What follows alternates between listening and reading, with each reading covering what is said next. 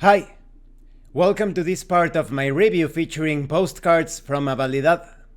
If you haven't seen the other parts of my review, featuring this tech-noir setting that can be used with any role-playing game, please check out the playlist in the description below. This time we are going to talk about the media and entertainment in Avalidad. But before that, I would like to talk about this channel's sponsor, Heroes and Hardships. Heroes and Hardships is a universal RPG system. The Kickstarter is about to begin. You will find links in the description of this video to the Kickstarter, the website, the Discord. There's information on the Tetsubo campaign setting for this universal RPG. I will also put links to my reviews of the Quickstart guide, the Wallace setting based on the life and exploits of William Wallace. So if you are looking for a universal RPG system with hundreds of tools to play any sort of adventure, genre, campaign, theme, etc., please check that out. Now let's continue. In the Postcards from Avalidad setting, access to the internet hasn't changed much, except that augmented reality has become the prime way of interacting with technology.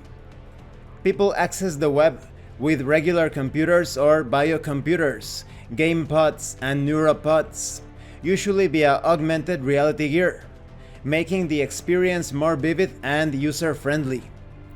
You don't need to know anything about programming or hardware to use a computer, not even search engine foo, since their operating systems come with a personal assistant, a very primitive form of AI, which usually interacts in augmented reality, unless you would rather use one of those old-fashioned screens. Those who can afford a personal assistant AI don't even need to access the internet anymore.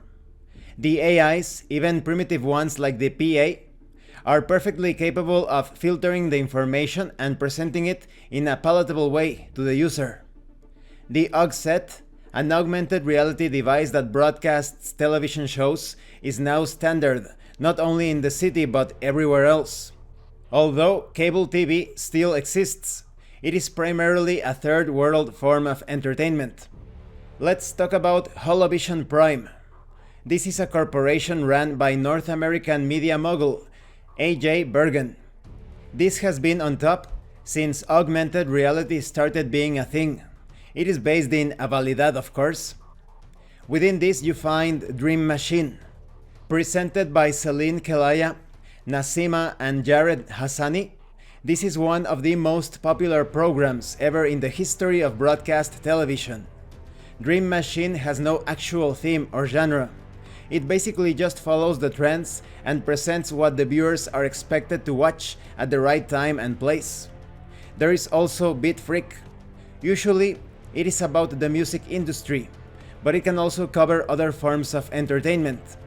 Nasima, who also co-hosts Dream Machine as the entertainment expert, is the show's main anchor. There is also Talk the Talk, a popular talk show which shares some of Dream Machine's characteristics. It's tailored for specific audiences, but without a tenth of the former show's popularity. Separate from all of that, you have Phantasmavidia. This was meant to be the future of television, a broadcaster specialized in hallucination-inducing programs. Directed by Harvard professor and famous writer Larry Concave, Phantasmavidia was a flop from the beginning, but became a cult channel among college students, professors, and artists. Their most successful show is Murderdrome, that apparently presents snuff movies produced in Asia. Then we have new media such as realisms. These have existed for a long time, but they are becoming more and more common.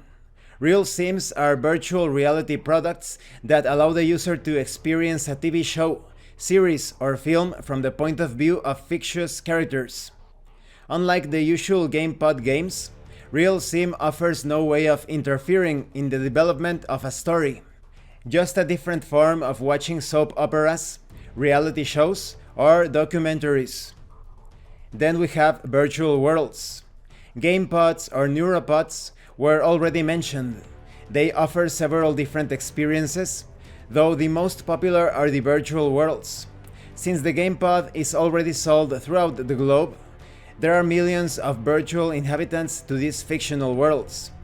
Concerning showbiz, in the early 21st century, people started to be offended by every form of art and entertainment. The movies, being a combination of both, and one of the most popular mediums at the time, were the hardest hit.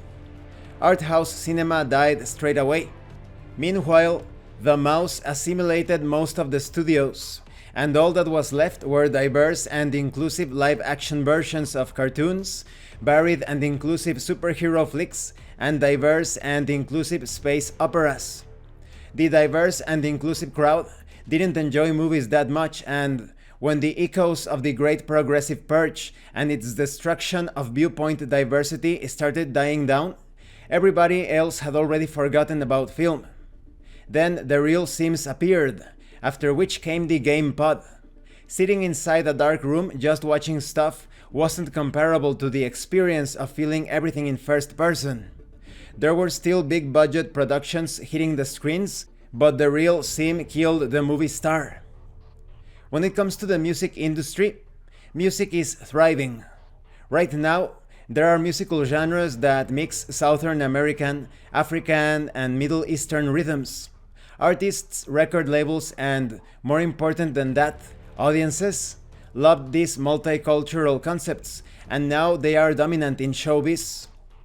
Avalidad is among the hottest places in the entertainment industry, primarily because of its music scene. Geographically placed in a middle ground between Africa and Europe, and close enough to the Middle East, this is an excellent place for musicians. When it comes to other forms of entertainment, after the Great Progressive Purge, many books were deemed problematic, and publishers stopped selling them. Most of the offensive tomes were quickly forgotten, as few people still cared to read. When the progressive fad eventually went away, and concerned people returned to regular activism, books didn't return in all their former glory.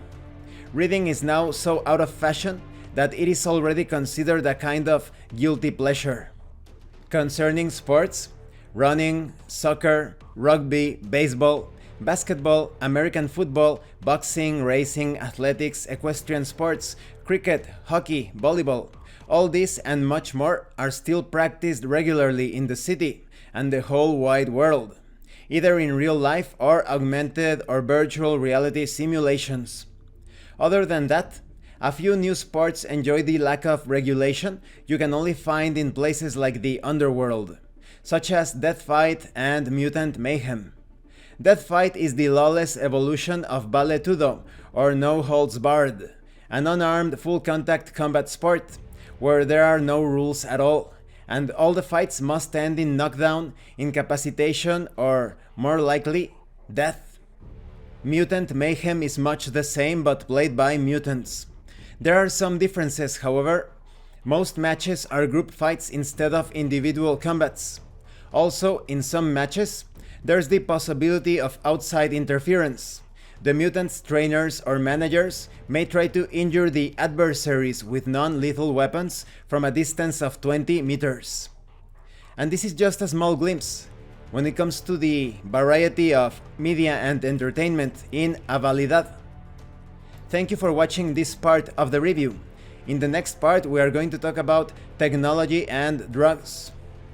As you can see, this is a worrisome take on the sort of dystopian nightmare, perhaps a dream for some, that could originate from the madness of the 21st century.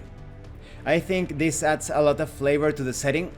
There are many campaign seeds within these paragraphs of information that I didn't mention, and also stats for different non-player characters. Some of the adventure seeds are tributes to works of fiction, so there's a lot of opportunity for adventure within these pages, while grounding things within a realistic framework based on pragmatic predictions. Thank you for watching this part of the review. If you have any comments or questions, please let me know. And thank you so much to those that have been going the extra mile to support the channel. If anyone else wishes to further support the channel, you can do so via Amazon gift cards or drive-thru RPG gift certificates. The information on how to do that will be in the description below. Once again, thank you, and see you later.